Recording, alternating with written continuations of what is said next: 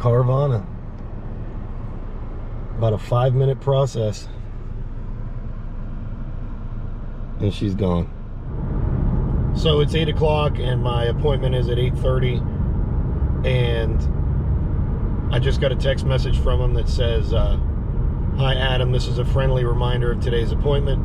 Also note, we won't be able to accept your car if it doesn't drive. Example, dead battery, flat tires, etc.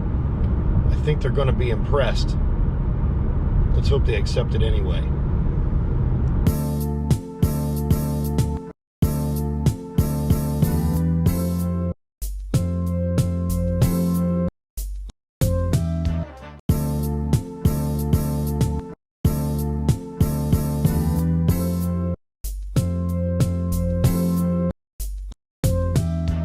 Here we are. It is the final day. I'm driving right now to Bridgeville, Pennsylvania, to the Carvana meetup spot as I move to hybrid vehicle mode since I'm on the highway. Setting cruise at 70 because this is the last time I'll drive this car. I'm trading it in for almost exactly $21,000 for a car I originally paid about $27,000 for. I've had 2 oil changes, I did 1 new set of tires, 14 tanks of gasoline, 2 recalls, just been a perfect car, inside and out. I was a Honda guy forever. My first car was a Honda, 1991 Accord. I had that magical 90s Honda 5-speed that will forever be my favorite transmission of all time. I got a 2006 Honda Civic SI. It was the 8th gen. It was the very brand new model. I got the first one in my state, and I put about 9,500 miles on it before I traded it in for the exact same amount I paid for it because demand was so high for these things. I got a 2007 Honda Civic EX 5-speed, and I drove it for 10 years. I drove to the Honda lot because I'd like to look at it, and I saw this thing. I was like, plug-in, electric, I've been wanting one forever. Got the $7,500 tax credit. But you know what? I want an electric car with a lot of range. Right now, the charging infrastructure is not there. West Virginia, we don't have any EVgo. We don't have any Electrify America. I have to get a Tesla. That's the only choice I've got. As soon as this transaction goes through, I'm going to order a Model Y long range with the wheel upgrade. I don't really want a plug-in hybrid. I want a full EV because right now I'm in hybrid vehicle mode and I'm burning gas because the only thing bad about the Clarity is it just doesn't have enough range to get you anywhere but to and from work every day. That's it. And that's great. I mean, it's 80% of your driving, maybe more. I maybe did more than 80% on electricity, but I want it to be 100%. And that's it. This car's engine is complex. The hybrid drivetrain is complex. Electric car is not complex. There's no maintenance. None at all. There's nothing for me to worry about braking. You know, this thing still has an engine. It still has, you know, all these extra pieces that could break and go wrong.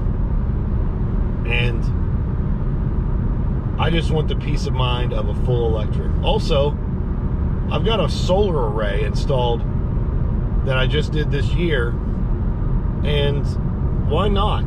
You know, if I'm going to have the solar array, why not get all of my travel for that extra bump in savings? This car taught me how to love an EV without being scared of it. I think if every car knew it was a plug-in hybrid, it would teach everyone what an EV is like to own it. And culturally, that's what we need.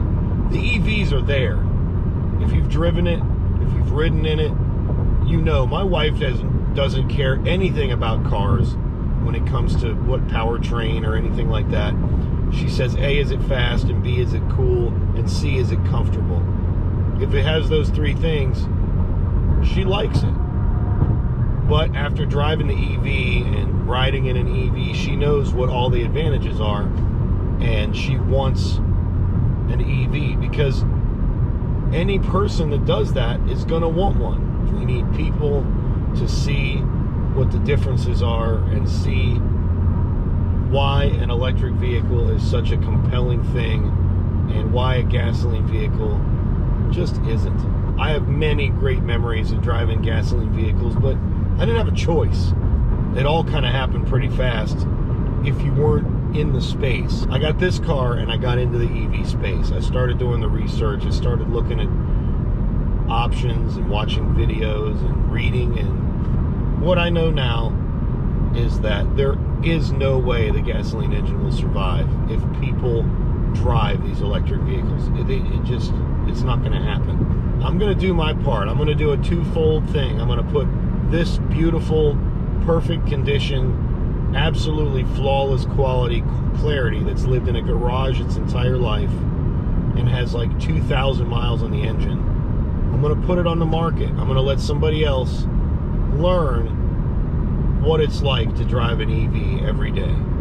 And someone will fall in love with EVs. And maybe their kids, their friends, someone around them will know that, hey, the next one I'll get will be a full electric. But the final thought for me is that Honda has abandoned this entire EV thing anyway.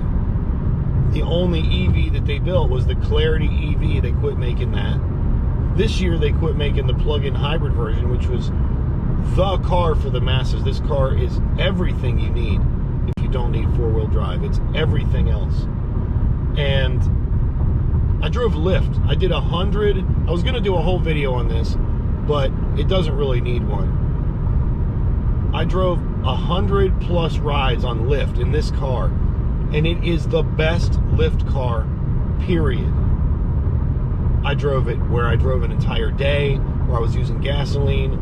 I drove it when I was just using whatever I had left at the end of my day in EV range, 2-3 rides on, and then they were almost free as far as my maintenance.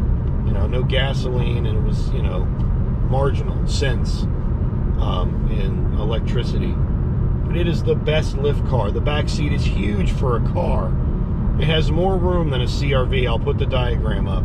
I know you don't believe me, but it has more room in the back than a Honda CR-V, which is kind of the standard for comfort. The mid-size SUV, that's kind of like the standard for backseat comfort. Big guys would get in and say, what is this car? I am so comfortable back here. There's nothing this car won't do for the next owner that it didn't do for me. The saddest part is Honda knows that, and they know it will cannibalize their own gasoline engine business.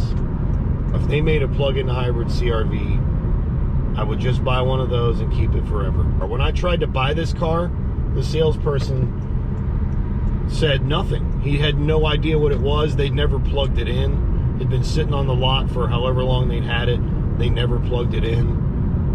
They kind of said I could plug it in kind of like as a novelty. They're like, oh yeah, and if you want to, you can plug it in. Well, of course I want to. That's all I want to do. At the end of the day, the Clarity community is too small, and it will never be any bigger than it is now, because there will never be any more. I wish it was a bigger community, because it is so worth it. It is so worth it to own one of these. But it's just not. It's just not going to be.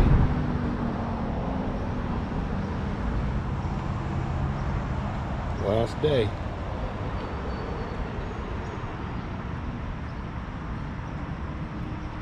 So, I'm going to move forward. I'm going to let somebody else join this community and learn what it's like. I even did the person who gets it next to favor. I didn't sign up for the Honda link, anything. So no transfer of ownership, none of that. It's just going to be a brand new Clarity for them to enjoy. There's, everything about this car is ready to go. If somebody does it a really, really solid detail, there'll be no way to tell it apart from a new one, except for just a little bit of curb rash on one wheel. I'll never forget that day, and it still makes me cringe just a little bit. But guys, thanks for watching. Thanks for sticking with me on the channel. If you subscribed, if you haven't, you should, because it is about to get really interesting when it comes to EVs. I'm going to show you the future of transportation on this channel. That's a promise. Hey guys, I've got lots of videos on the Honda Clarity if you want to learn more, including reviews, mileage, efficiency, road trips, and more. Since you made it to the end, here's some bonus footage of my solar array being installed. Much more on that to come.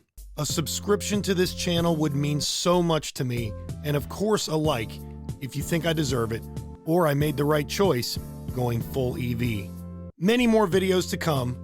Check them out here.